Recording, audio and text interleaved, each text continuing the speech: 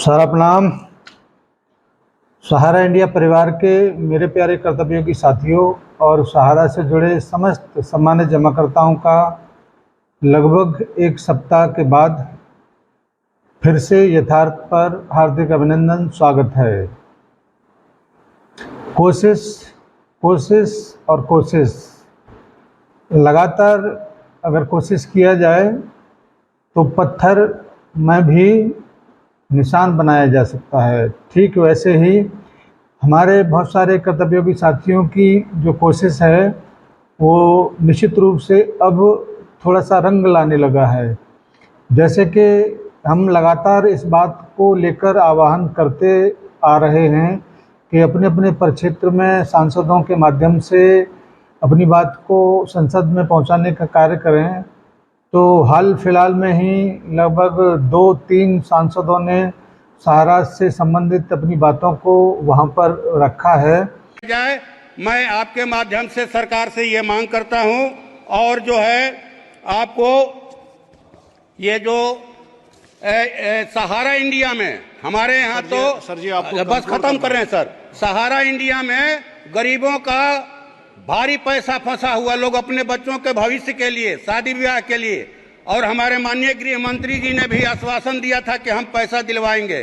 तो सहारा इंडिया में जिन निवेशकों का पैसा फंसा है उसको सर वापस दिलवाया जाए। गरीब बेसब्री से इंतजार कर रहे हैं। आपका बहुत बहुत धन्यवाद, आपने बोलने का मौका दिया। निश्चित रूप से सरकार के पास जब ये लगातार बात पहुंचेगा तो आपके बारे में कुछ न कुछ वहाँ पर ज़रूर इसकी चर्चा होगी। दोस्तों, वैसे तो मैं लगातार आपको इस बात से अवगत कराता रहा हूँ कि सरकार के हस्तक्षेप से जो प्रक्रिया पोर्टल के माध्यम से आपके समक्ष वर्तमान में प्रस्तुत है वह प्रक्रिया बहुत जटिल है, लेकिन अभी वर्तमान में उसके पास जाना एक तरीके से मजबूरी है। लेकिन आपको ये घबराने की ज़रूरत नहीं है कि वो पोर्टल चल नहीं रहा है या पोर्टल पर तमाम डेफिशिएंसियां हैं या तमाम वगैरह वगैरह जो प्रॉब्लम वहाँ पर हैं वो हमारे और आपके या आम जनमानस के दायरे से बाहर है। उनकी डिफिशियंसियों को दूर करना एकमात्र और एक ही उपाय सहारा के कार्यालय से भुगतान हो, ये एक सरल रास्ता हो सकता है, लेकिन इसको आदेश देने का राइट वर्तमान में केवल और केवल सुप्रीम कोर्ट के पास है। सुप्रीम कोर्ट के 2 न्यायाधीशों की बेंचों ने पोर्टल के जो व्यवस्था थी उसको लाने के लिए आदेश दिए थे सहकारिता मंत्रालय को। अगर इस व्यवस्था को अगर चेंज कराना है या कुछ इस पे अपडेट अगर कराना है तो 3 जजों की बेंच जो सितंबर के माह में आपकी व्यवस्थाओं को, आपकी सुनवाई को, आपके दर्द को, आपकी पीड़ा को सुनने का तारीख नियुक्त किया है, वह इस पूरी व्यवस्था को चेंज करने का अधिकार रखती है। क्योंकि किसी भी फैसले को निचली अदालतों में जब लिया जाता है तो उसको ऊपरी अदालतों में बदला जा सकता है। ठीक इसी प्रकार 2 जजों की बेंच के द्वारा जो पोर्टल की व्यवस्था को लाया गया है वो निश्चित रूप से 3 जजों की बेंच इस व्यवस्था को बदलने का अधिकार रखती है। और आज 3 जुलाई है और ठीक आज से 2 महीने के बाद आपके जो समस्या है, आपकी जो प्रॉब्लम है, उसकी सुनवाई अब तक शुरू हो चुकी होगी। क्योंकि वो 3 जजों की बेंच 3 दिन लगातार सहारा से भी सहारा प्रॉब्लम, सहारा भुगतान को लेकर ही सुनवाई करेगा। बहुत सारे लोगों का तमाम दिमाग में मन एक तरीके से उनका भरा हुआ है कि आगे भी तारीख मिलेगा, आगे भी तारीख मिलेगा। तो कल क्या होने वाला है उसके बारे में तो हम आज आपको नहीं बता सकते, लेकिन उम्मीद ही जीवन है, आशा ही किरण है। तमाम सारी बातें, इस सारी बातों को लेकर कहा गया है। मैं भी इस बात को आपके समक्ष इस प्रकार से रखना चाहूँगा कि अगर कोशिश ही नहीं की जाए, अगर उम्मीद ही नहीं रखा जाए तो जिंदा और मुर्दा इंसान में कोई फ़र्क नहीं है। उम्मीद हमेशा बना के रखना चाहिए।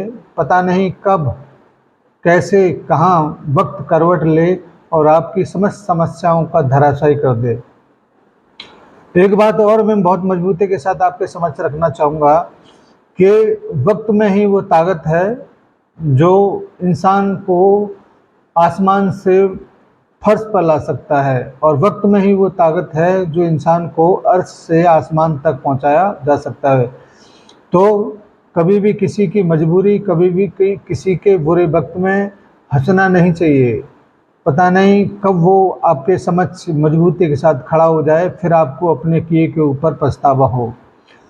मैं ऐसे बातें इस वजह से और कह रहा हूँ क्योंकि हमारे बीच में वर्तमान के समय में भी बहुत सारे लोग, बहुत सारे संस्था में काम करने वाले लोग तमाम साथियों को बरगला कर ऐसे मनुष्य लोगों के पास लेके जाने का प्रयास कर रहे हैं जो केवल अपनी स्वार्थों की पूर्ति के लिए सामान्य जमाकर्ताओं से भुगतान कराने के नाम पर आज भी पैसा ऐंठने का काम कर रहे हैं।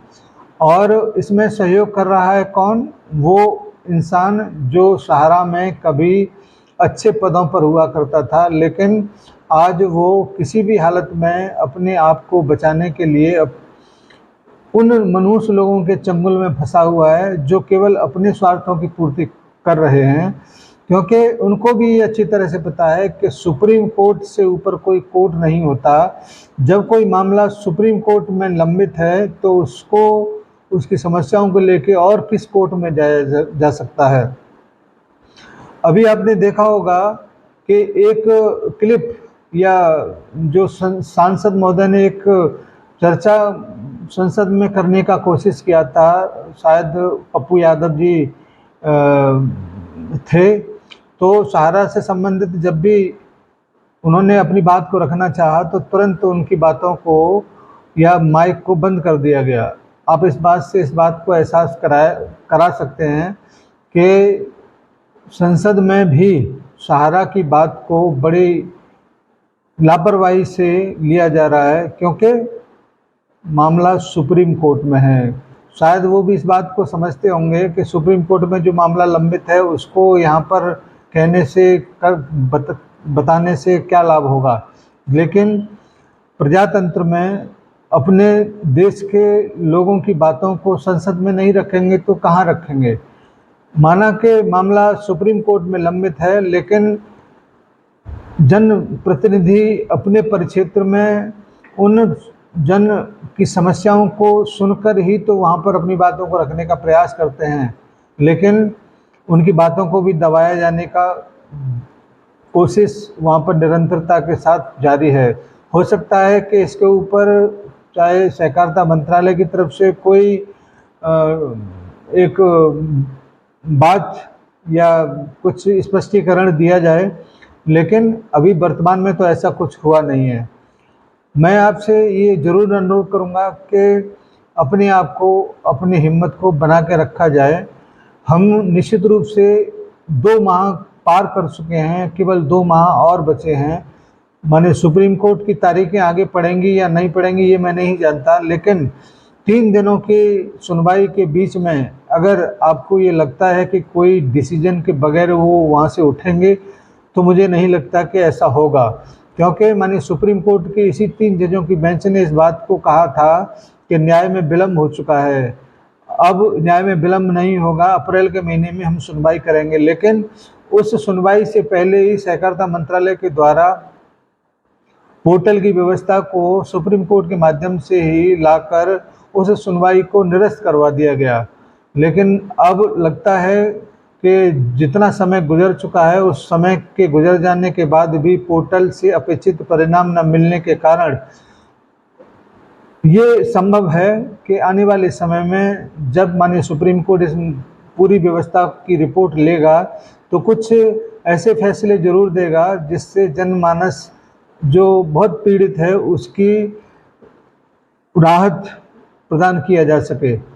और निश्चित रूप से मैं फिर दोबारा से इस बात को कहना चाहूँगा कि जितने भी ये मनुष्य लोग आपके भुगतान को लेकर तमाम तरीके के हथकंडे अपनाने का काम कर रहे हैं, वो केवल और केवल सहारा इंडिया परिवार की मजबूती को आधार बनाकर कर रहे हैं। अन्यथा बहुत सारी कंपनियां पहले से भी मौजूद थी जो आज नहीं हैं। तमाम गरीब जनता का पैसा वो भी लेकर फरार हो चुके हैं। उसके बारे में कोई भी व्यक्ति एक शब्द बोलने के लिए तैयार नहीं है। कोई भी व्यक्ति उसकी जमाकर्ताओं का PIL या रिट याचिका दाखिल करने के लिए तैयार नहीं है, क्योंकि वो उनको ये पता है कि वहाँ पर तो दीवार से सर मारने वाला काम होगा, क्योंकि सहारा इंडिया परिवार के पास सब कुछ है और यहीं से भुगतान होगा। तो इसी बहाने से वो करोड़ों कमाने के चक्कर में तमाम लोगों को बरगलाने का काम वर्तमान में कर रहे हैं। ऐसे लोगों से सावधान रहने की ज़रूरत है। मेरी बात आज केवल संसद में जो बातचीत हुआ था उसको लेकर कुछ आपके बीच में क्लिप रखने का था, उसको आपने देख लिया है।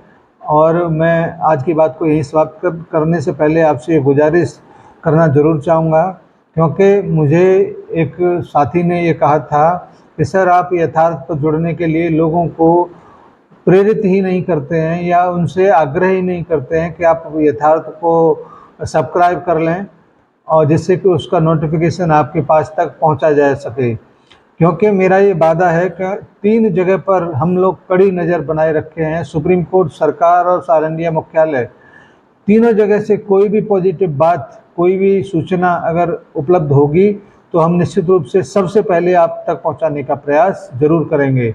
और इस प्रयास को आप तक तभी पहुंचाया जा सकता है जब आप यथार्थ को सब्सक्राइब कर लिए होंगे, क्योंकि उसका नोटिफिकेशन तुरंत आपके पास तक ज़रूर पहुंचेगा।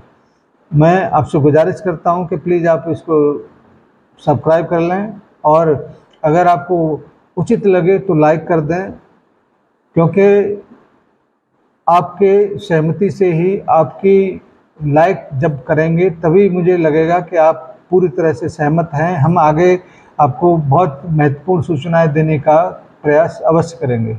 आज की इस मीटिंग को यहीं पे समाप्त करते हैं। जय हिंद, सादर सा प्रणाम।